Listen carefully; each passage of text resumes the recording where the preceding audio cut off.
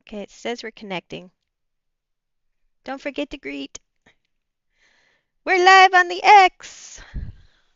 Hi, We're, everybody. well, we're waiting on the YouTubes. We're live on the YouTubes. We're live on both. Hello, people who for some reason are sitting through this with us as we learn the Bible. This is Ricky. Hi.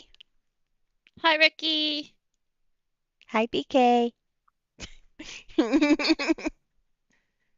So we are here. We left off yesterday, um, or not yesterday, last session, I guess, doing the flood and Noah, and then God's promise not to flood the world ever again, with the whole rainbow Yeah, being the sign of the covenant of his promise. So that's cool.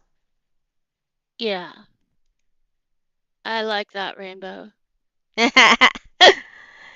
Me too, especially knowing what it actually means. Very cool. So I figure, let's see, we are starting off with the sons of Noah, and I kind of did a little quick peek ahead, and it looks like we're going to be covering generations. So it might be kind of dry. We shall see. But I figured we'd start where we left off, which is Genesis 9, verse 18, the sons of Noah. We'll finish the chapter, and then we'll go over the notes over the sons of Noah, and then we'll start chapter 10 and see how far we get. Sound good? Sounds great. Thank you. Yay, no problemo. So I'll just go ahead and start reading unless you have some questions before we get into this. Do you? No. Okay. Did it take you a minute to think? Yes. Oh my goodness. You know me. Well, we are a pair of noobs. All right. So Yeah. we'll go ahead and finish chapter 9 about the sons of Noah. And this is the NIV Bible if anybody wants to read along on their own. Otherwise, I have it on the screen. So, sons of Noah, verse 18. The sons of Noah who came out of the ark were Shem, Ham, Japheth, and Ham was the father of Canaan. These were the three sons of Noah, and from them came the people who are scattered over the whole earth. Noah, a man of the soil, proceeded to plant a vineyard. Ooh. When he drank some of its wine, he became drunk and lay uncovered inside his tent. What is going on? Ham, the father of Canaan, saw his father naked and told his two brothers outside. This is getting weird. But Shem and Yeah. Japheth took a garment and laid it across their shoulders. Then they walked in backwards and covered their father's naked body. Their faces were turned the other way so that they would not see their father naked. When Noah awoke from his wine and found out that what his youngest son had done to him, oops, apparently I hit the wrong key. He said, "Cursed be Canaan, the lowest of slaves will he be to his brothers." He also said, "Praise be to the Lord, the God of Shem. May Canaan be the slave of Shem. May God extend Japheth's territory. May Japheth live in the tents of Shem, and may Canaan be the slave of Japheth." After the Why is he flood, so mad at him? because one looked at his naked body. I don't know. Okay, so he was. Alright, so Canaan was the one that actually looked, and therefore he's in trouble now and he's going to be a slave, right?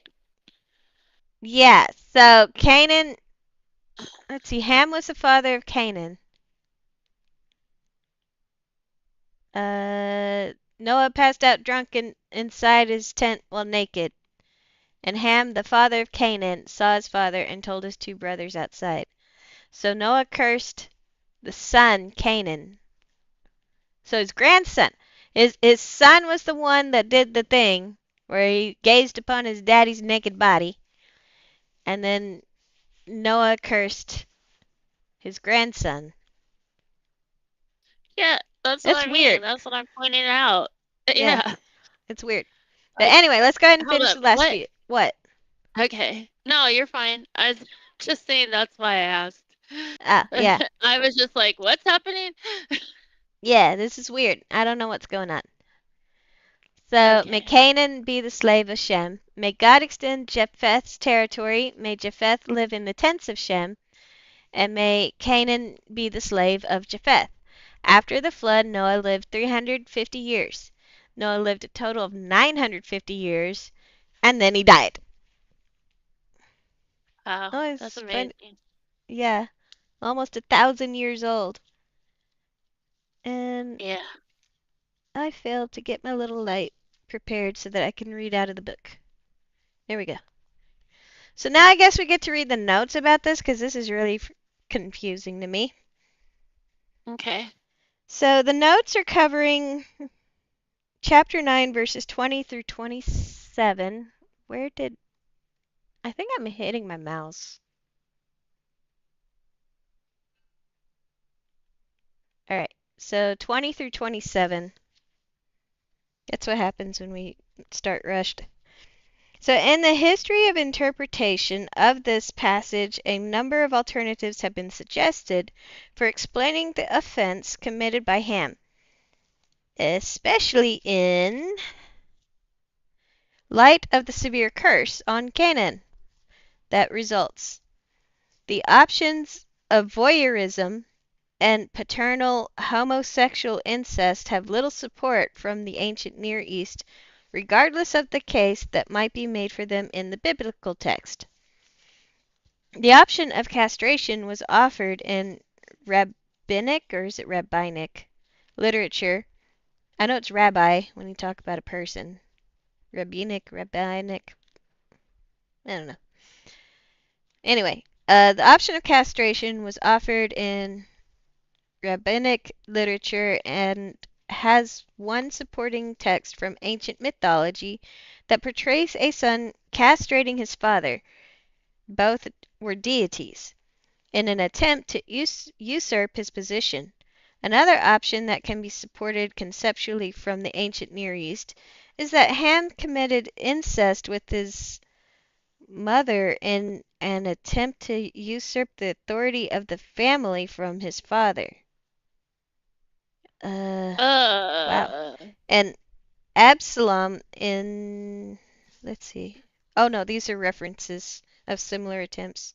So later in Genesis 35 and Absalom in second, is it Samuel? Or an attempt to provide for additional offspring in a depopulated world, such as Lot's daughters in Genesis. The idea of usurping someone's authority by taking his wife is attested in royal contexts in an Akkadian text from Ugarit. None of this information offers clarification of Ham's behavior, but it does alert us to a number of alternatives that we otherwise might not have recognized. So, it almost sounds like he did something a lot worse than what's being told here.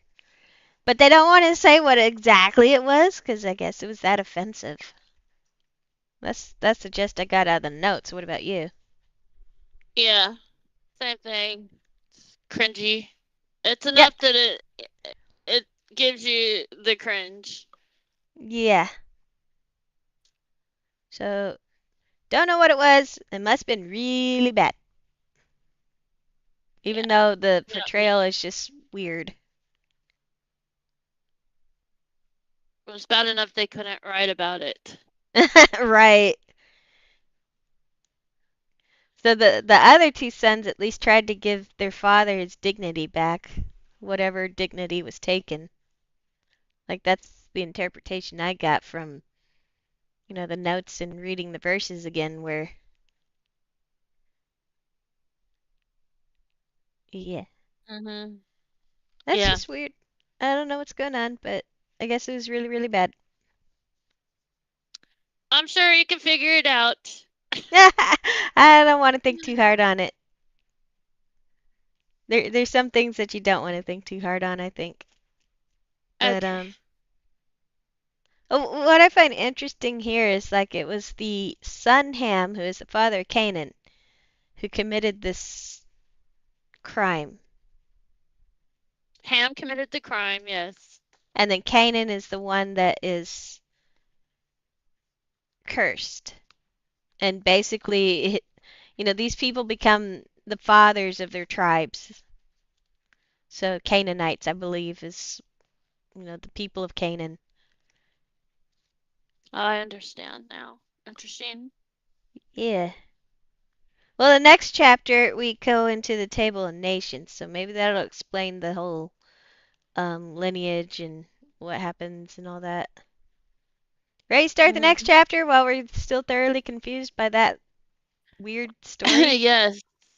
Yeah. All right. Do it. Okay.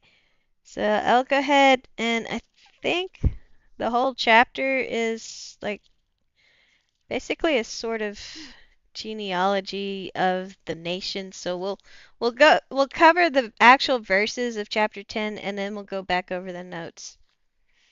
So chapter 10 verse 1 is about the table of nations. Look at that. It's get its own little subsection before verse 2. So table of nations, this is the account of Shem, Ham, and Japheth, Noah's sons who themselves had sons after the flood. So yeah, this is like a big genealogy thing and I guess how the tribes are formed. The Okay. Japhethites, Japhethites, I don't know. Hmm. Um, Sons of Japheth, Gomer, Magog, Madai, Javan, Tubal, Meshech, or is it Meshech, and Tiras. I'm not good at pronouncing, I'm sorry. The sons of We know. Gomer. These, I'm not used to Just keep this. going. My Just peeps keep don't talk reading. this language. Okay. Sons of Gomer are Ashkenaz, Riphath, and Togarmah. Sons of Javan are Elisha, Tarshish, the Kittites, and the Rodanites.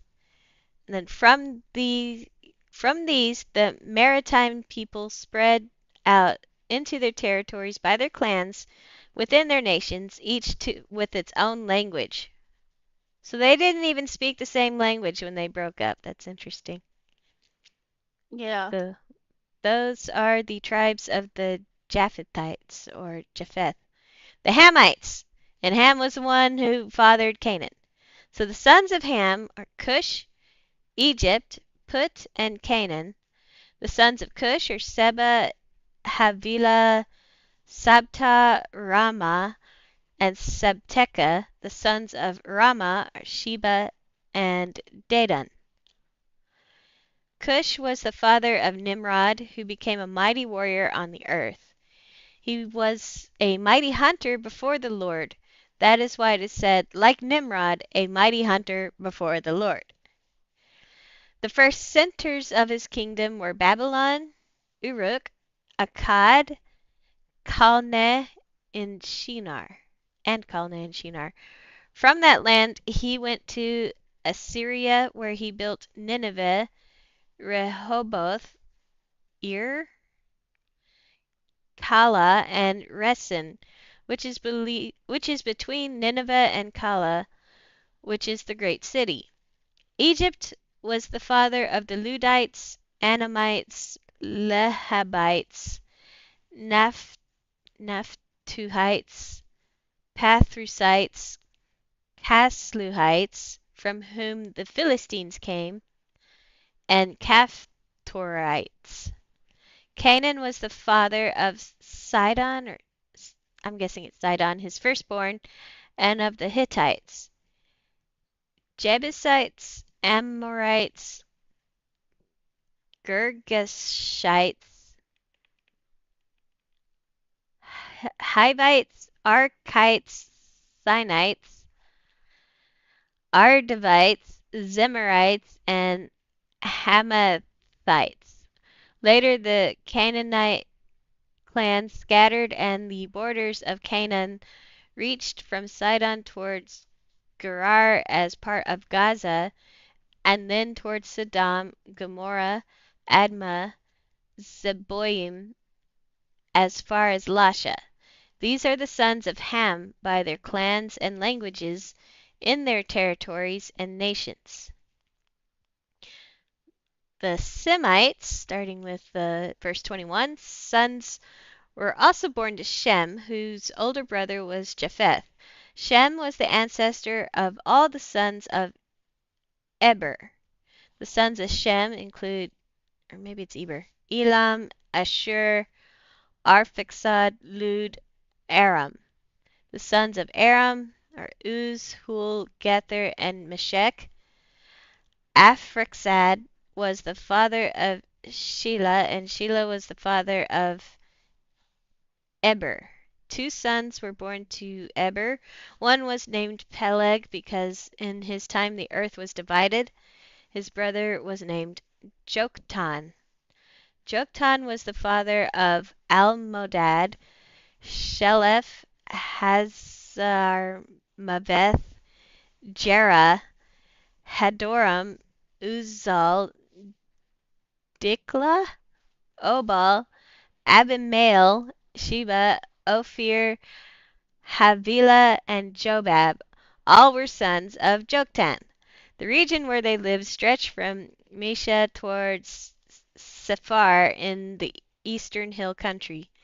These are the sons of Shem by their clans and languages, in their territories and nations. These are the clans of Noah's sons according to their lines of descent within their nations. From these nations spread out over the earth after the flood. Or from these the nations spread out over the earth after the flood. That's a lot of weird names.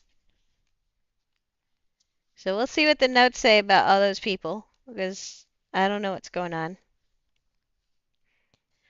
So the notes start with chapter 10, verses 2 through 20. It's basically the whole chapter, covering the Semites, Hamites, and Japhethites.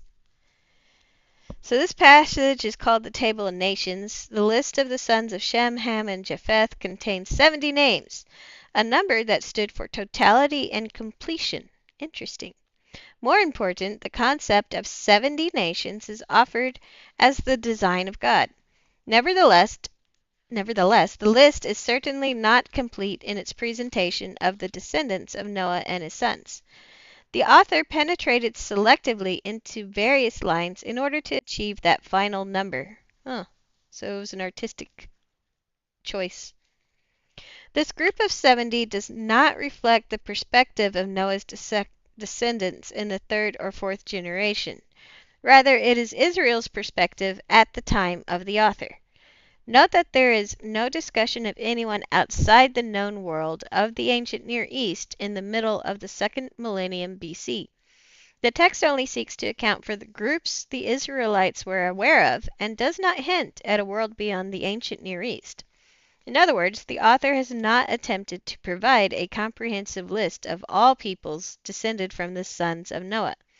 Instead, he has addressed how all the known peoples and nations of his day are related to the sons of Noah. And then this segment actually covers a smaller cluster of verses. So these are notes on chapter 10, verses 8 through 12. Attempts to identify Nimrod with some historical or literary figure from the ancient world have been many, including an Assyrian king, Tukulti Ninurta I, end of the 13th century BC, or the Assyrian god Ninurta, a warrior and hunter of myriad mythical creatures. An Assyrian poem from the end of the second millennium BC epitomizes an Assyrian king, thought to be Tiglath-Pileser I, as a great hunter, but the piece is an extended metaphor using the language of hunting to describe the conquests of the king. It cannot be ruled out that this is also the case in the description of Nimrod, since hunting is a metaphor for royal conquest from the earliest times. For example, the royal mace head of Mesalim, king of Kish, in the 26th century BC, is decorated with 6 intertwined lions around its circumference. The identification of the hunter as a royal metaphor would offer an explanation of why verse 9 includes before the Lord. It would indicate that his conquests had divine support, The royal lion hunt was considered a cultic act.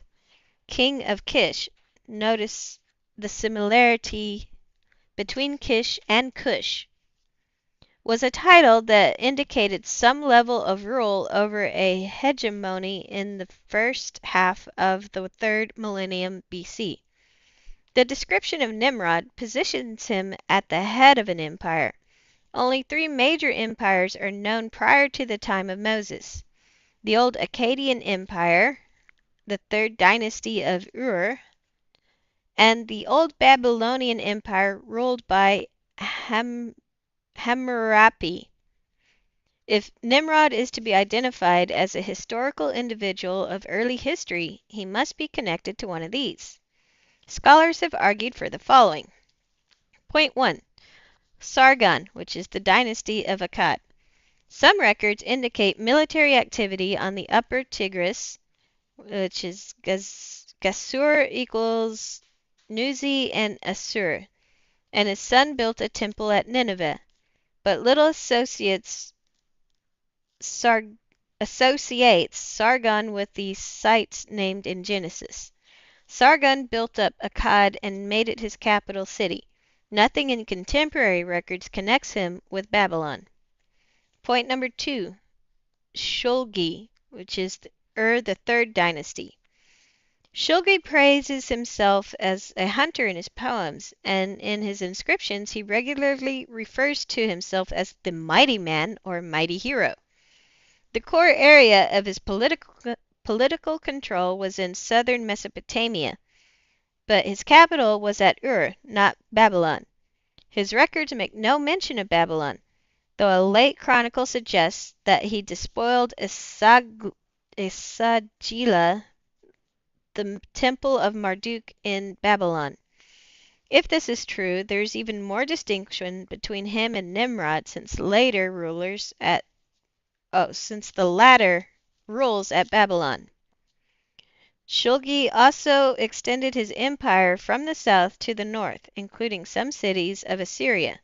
Extension to the upper Tigris involved cities that paid taxes as far north as Assur and allied cities, which included Nineveh, but there was little military control of those regions.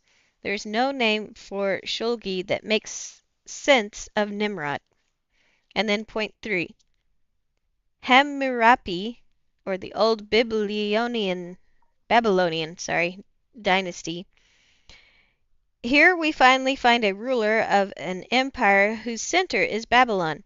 He campaigned north on the Tigris, but did not control the Assyrian region, and is not referred to as a hunter.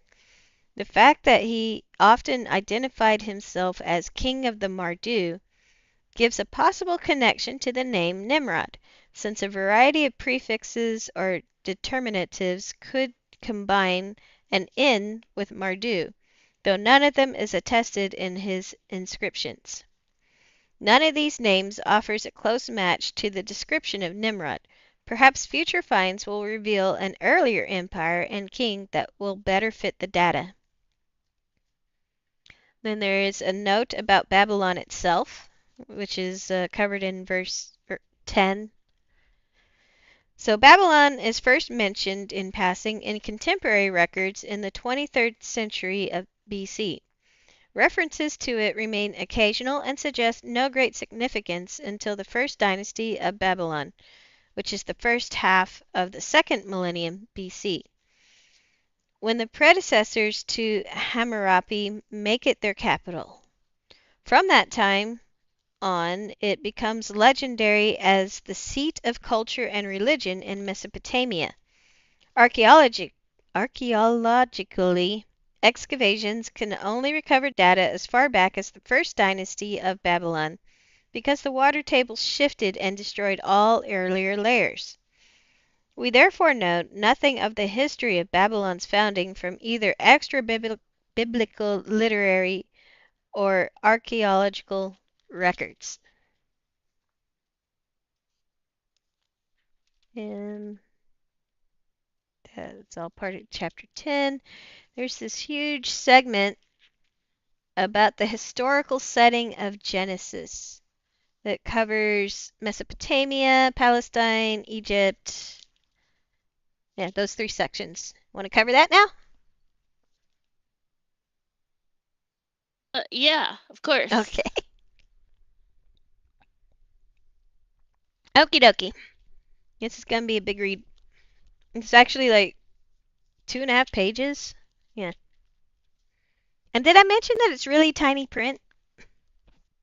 No, but I believe it. That's why I keep stumbling. It's like, okay, what does this say? Oh no, it cut off halfway through a word.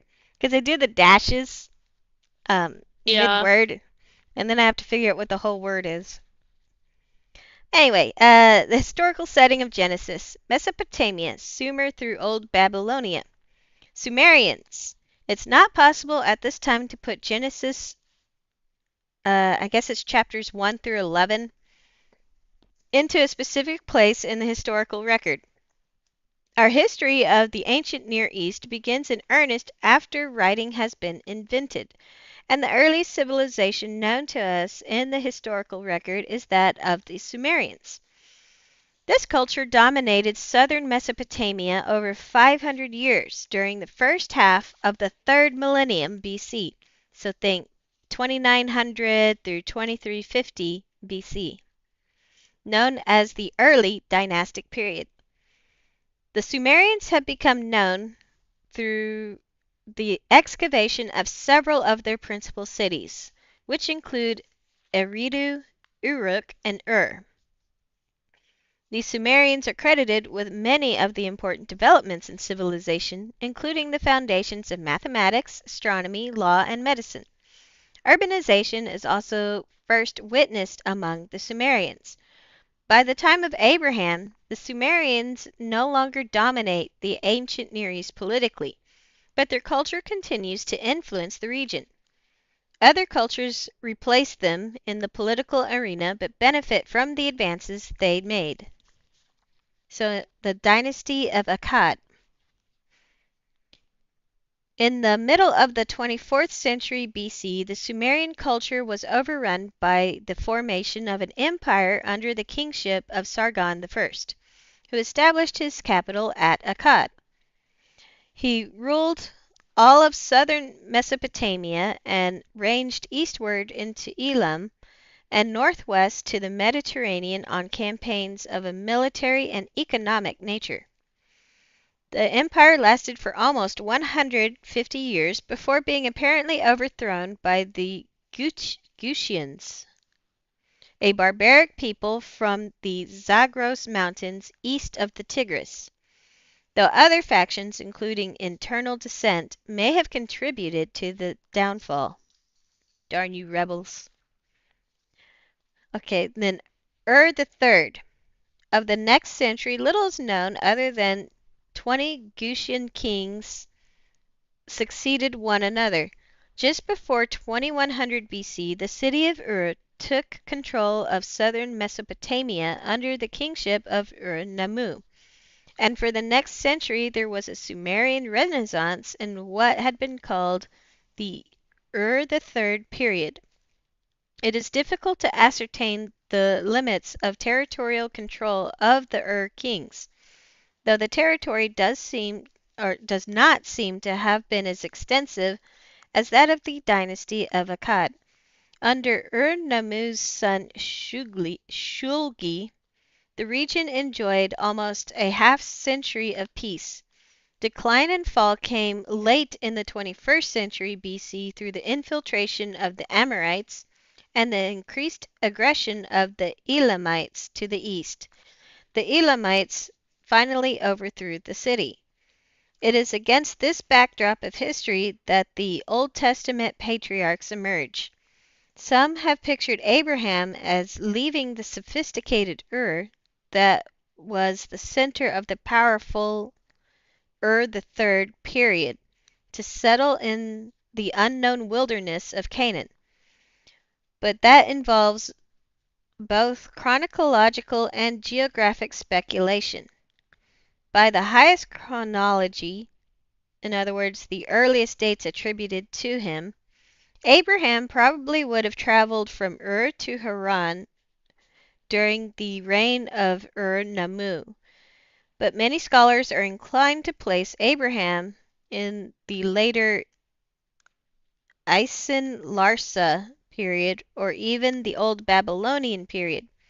From a geographic standpoint, it's difficult to be sure that the Ur mentioned in the Bible is the famous city in southern Mesopotamia. All this makes it possible to give a precise background. Oh, impossible. Sorry. All this makes it impossible to give a precise background of Abraham. The Ur the Third period ended in southern Mesopotamia as the last king of Ur, Ebisin, there's Ebisin, lost the support of one city after another and was finally overthrown by the Elamites, who lived just east of the Tigris. In the ensuing 2 centuries, which is 2000 to 1800 BC, power was again returned to the city-states that controlled more local areas.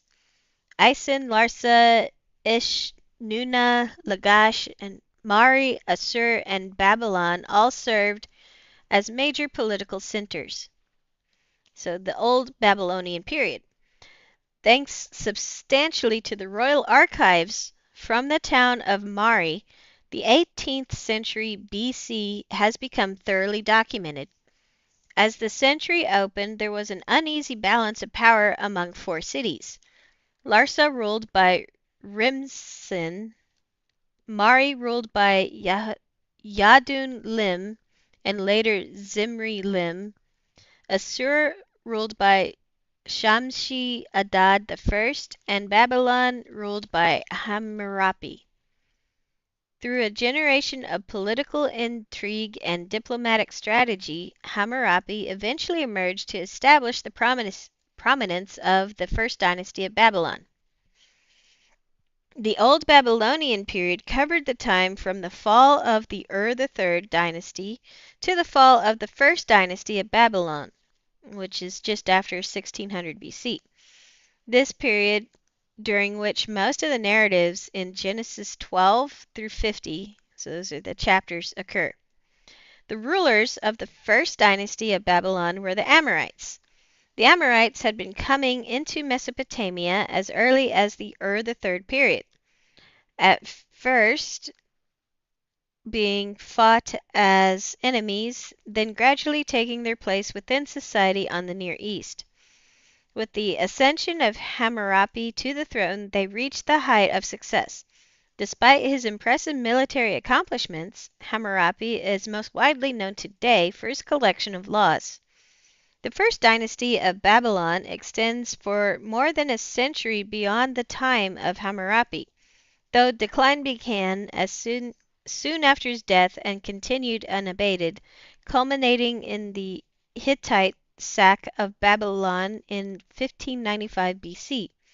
This was nothing more than an incursion on the part of the Hittites, but it dealt the final blow to the Amorite dynasty, opening the doors of power for another group, the Kassites. So now that is the end of the Mesopotamia section. Now we're going to cover Palestine, which is just a couple of paragraphs in comparison. So Palestine, which is the Middle Bronze Age, Abraham entered the Palestine region during the Middle Bronze Age, which is 2200 to 1550 BC, which was dominated by scattered city-states such as Mesopotamia had been, though Palestine was not as densely populated or as extensively urbanized as Mesopotamia. The period began around about the time of the fall of the dynasty of Akkad in Mesopotamia, which is 2200 BC, and extended until about 1500 BC, plus or minus 50 years, depending on the theories followed. In Syria, there were power centers at Yamhad, Katna, Alalak, and Mari, and the coastal centers of Ugarit and Byblos seem to be already thriving. In Palestine, only Hazor is mentioned in prominence. Contemporary records from Palestine are scarce, though the Egyptian story of Sinuhe has Middle Bronze Age Palestine as a backdrop, and therefore offers general information. Lists of cities in Palestine are also given in the Egyptian texts. Most are otherwise unknown, though Jerusalem and Shechem are mentioned. As the period progresses, there is more and more contact with Egypt and extensive caravan travel between Egypt and Palestine. So now we're on to the Egyptian segment. So Egypt, Old and Middle Kingdoms. Roughly concurrent to the early dynastic period in Mesopotamia was the formative Old Kingdom period in Egypt, which permanently shaped Egypt both politically and culturally. This was the age of the Great Pyramids. Ooh. During Egypt's sixth dynasty, contemporary with the dynasty of Akkad in Mesopotamia, disintegration became evident.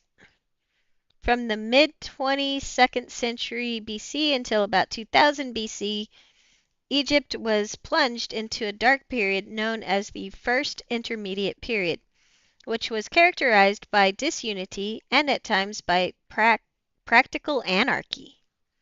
Order was finally restored when Mentuhotep reunited Egypt, and Amenemhet I founded the 12th dynasty, beginning a period of more than 2 centuries of prosperous growth and development. The 12th dynasty developed extensive trade relations with Syro-Palestine and is the most likely period for initial contacts between Egypt and the Hebrew patriarchs. By the most conservative estimates, Sesostris III would have been the pharaoh who elevated Joseph to his high administrative post. Others are more inclined to place the immigration of the Israelites to Egypt during the time of the Hyksos. The Hyksos were Semitic peoples who began moving into Egypt, particularly the Delta region in the north, as early as the First Intermediate Period. As the 13th dynasty ushered in a gradual decline, the reins of power eventually fell to Hyksos. Whether by conquest, coup, or consent is still indeterminable, who then controlled Egypt from about the middle of the 18th century BC to the middle of the 16th century BC. It was during this time that the Israelites began to prosper and multiply in the Delta region, waiting for the covenant promises to be fulfilled. So that is all the background area of surrounding regions, I guess. All right. Do you have it in you to start covering the Tower of Babel? Yeah. Okay. That was a lot of stuff. I don't know how much of that I'm going to retain. That was quite the data bomb.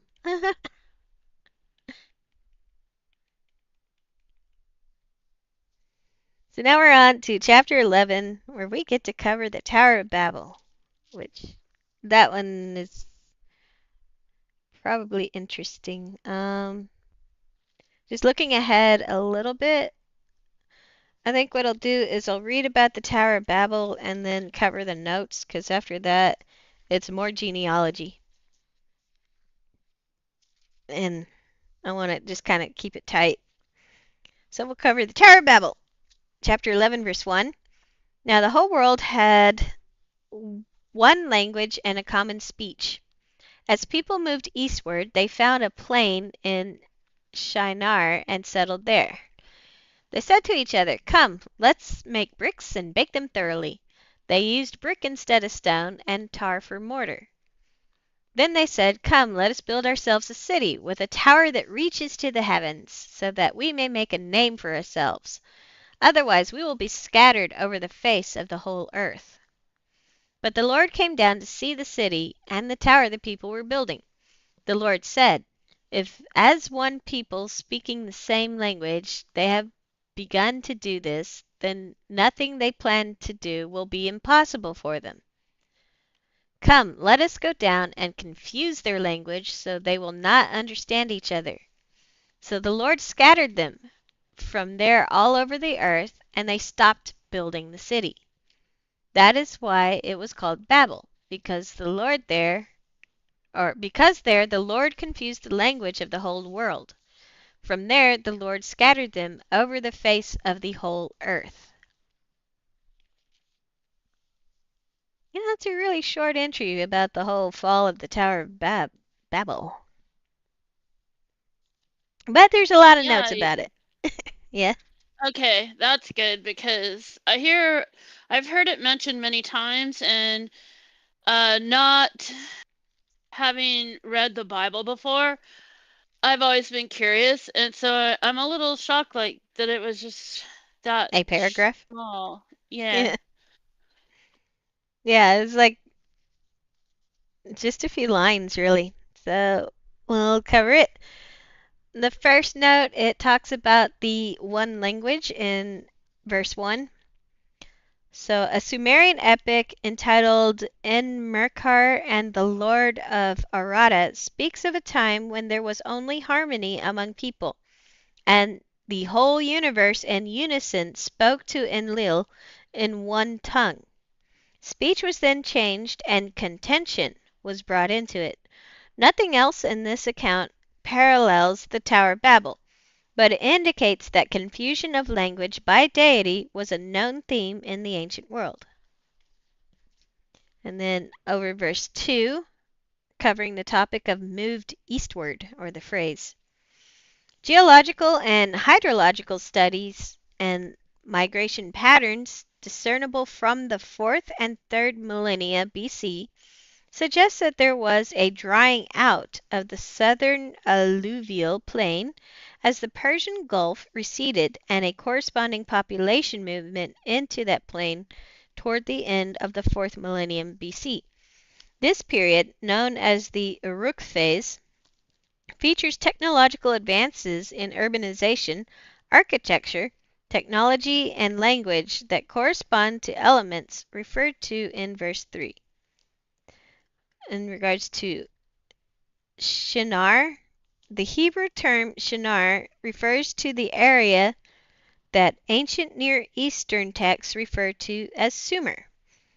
It covered the southern part of the Tigris-Euphrates river basin as far north as Sippar. So from the Tigris-Euphrates to Sippar, where the rivers converge in the area of modern southern Iraq. Major cities of the region included Kish, Nippur, Shuruppak, Jirsu, Uruk, Eridu, and Ur. This is the area where urbanization developed and is the heartland of Mesopotamian culture. That's kind of cool. Then there's a note about making the bricks and baking them from verse 3. Stone is not readily available in the alluvial plain of southern Mesopotamia, so a logical economical choice is to use brick. There's plenty of mud. Mud brick, however, is not durable, so it was a great technological development to discover that baking the brick made it as durable as stone. This was still an expensive process since the kilns had to be fueled. As a result, mud brick was used as much as possible, with baked brick used only for the outer shells of important buildings or where waterproofing was desirable. No baked bricks have been found earlier than the Uruk period, which is the later part of the 4th millennium BC. That's interesting. So covering verse 4, this is about the phrase "a city with a tower." One single architectural feature dominated the landscape of early Mesopotamian cities. Towers known as ziggurats. Uh, oh, they're towers known as ziggurats. Sorry. In the earliest stages of urbanization, the city was not designed for the private sector. People did not live in the city. Instead, it was comprised of the public buildings, such as administrative buildings and granaries, which were mostly connected with the temple. Consequently, the city was, in effect, a temple complex. Reaches to the heavens is the next phrase we're going to cover. Throughout Mesopotamian literature, almost every occurrence of the expression describing a building with its head in the heavens refers to a temple with a ziggurat. It is the language, along with the indication that God came down, that gives textual confirmation that the tower is a ziggurat. This would have been transparent to the ancient reader. In keeping with the negative results of the project here, the reader of Genesis will find a few omens in the Shuma Alus series remarkable. Okay. If a city lifts its head to the midst of heaven, that city will be abandoned. And if a city rises like a mountain peak to the midst of heaven, that city will be turned to a ruin. Yet Mesopotamian cities were regularly built on high ground, with a temple on the highest ground. The wording of these omens, understood in the context of the omen series, is essentially about exceeding natural boundaries to the effect that a city can overreach itself to rival sacred structures, and thus bring about its own destruction. So now we're going to cover the phrase making a name. The ancient world placed immense value on the sense of continuity from one generation to another. In some cultures, a person's continued comfort in the afterlife was dependent on care from descendants in the land of the living. The details often involved memorial meals and various regular mortuary rites. But more important for this passage, they provided the opportunity for the name of the deceased to be spoken. There is continued life and vitality as long as one is remembered. The building of monuments could also contribute to the desirable end result, as could achievements and adventures of various sorts. The important point here is that the desire to make a name in the ancient world is common to all. The more people who remember one's name, the more secure is one's existence in the afterlife. While there's nothing inherently evil or sinful in the desire to be remembered,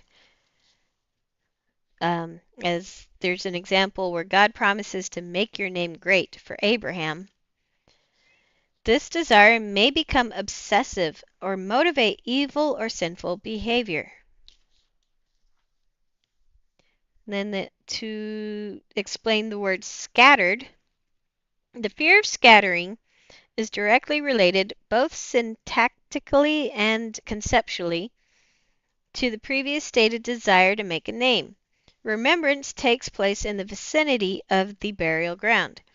Descendants who move away, as Abraham does later on, cut the ties of continuity between the past and the present. Thus some have considered this desire not to scatter as disobedience to the blessing in chapter 1.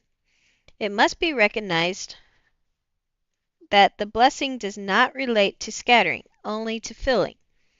Far different issues. God scattered them, not because it was wrong for them to be together, but because their desire to retain continuity was causing them to launch flawed strategies.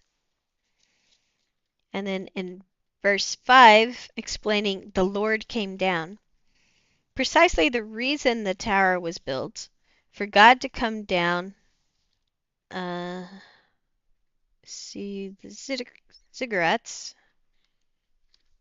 Where's ziggurats? Oh, ziggurats will be covered on the next page. So, unfortunately, rather than being pleased to take up his residence among the people, God finds it an occasion for counteraction. Rather than being pleased at the convenience, he is distressed by the pagan concepts inherent in the nature of the ziggurat. And so then we have an explanation of the ziggurats. You ready? Yes. Okay. This is a lot of stuff to take in, isn't it? Yeah, quite a bit. Are you retaining? I'm trying to. I mean, I'm trying to. I get it. All right, ziggurats. Though they may resemble pyramids in appearance, ziggurats are nothing like them in function. Ziggurats have no inside. The structure was framed in mud brick, and then the core was packed with fill dirt, so they're just solid. The facade was then completed with a kiln-fired brick. Ziggurats were dedicated to particular deities.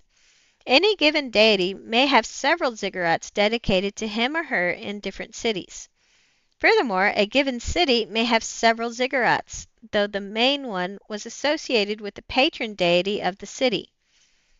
Archaeologists have discovered nearly 30 ziggurats in the general region, and texts mention several others. The main architectural feature is the stairway or ramp that leads to the top. There was a small room at the top where a bed was made and a table set for the deity.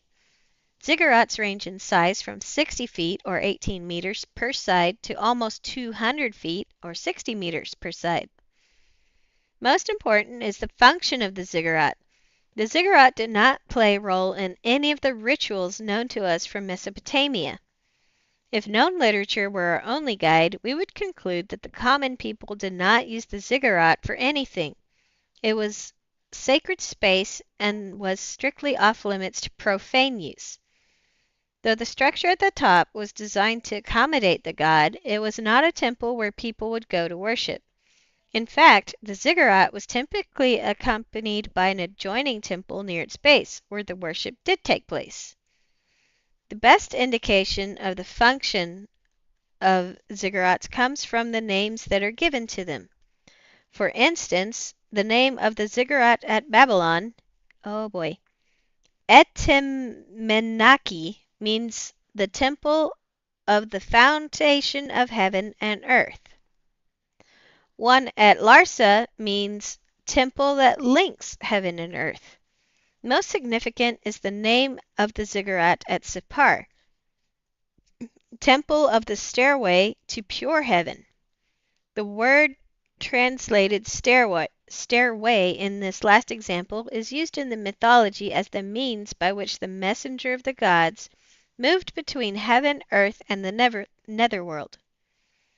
As a result of these data, we can conclude that a ziggurat, uh, hold on, I lost my spot. That a ziggurat was a structure built to support the stairway. This stairway was a visual representation of that which was believed to be used by the gods to travel from one realm to another. It was solely for the convenience of the gods and was maintained in order to provide the deity with amenities and to make possible his descent into his temple. At the top of the ziggurat was the gate of the gods, the entrance into their heavenly abode.